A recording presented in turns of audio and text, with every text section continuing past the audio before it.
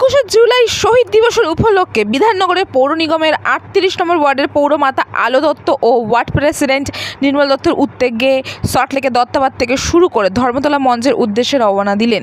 তৃণমূল কর্মীরা সমর্থকেরা যাতে মঞ্চের কাছাকাছি পৌঁছে মুখ্যমন্ত্রী মমতা বন্দ্যোপাধ্যায়ের বক্তব্য শুনতে পারেন তার জন্য ধর্মতলার উদ্দেশ্যে মিছিলে রওনা দিলেন।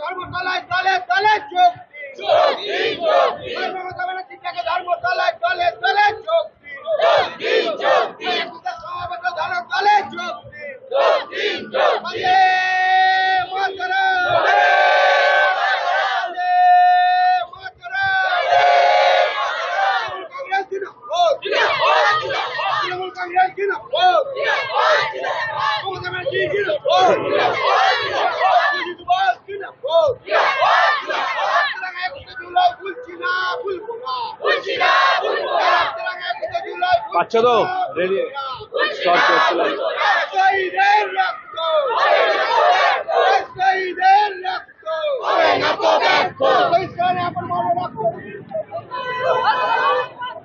বিধাননগর থেকে আমাদের প্রতিনিধি বিপ্লব প্রামাণিকের সাথে আমি রিঙ্কি, নিউজ কলকাতা 24।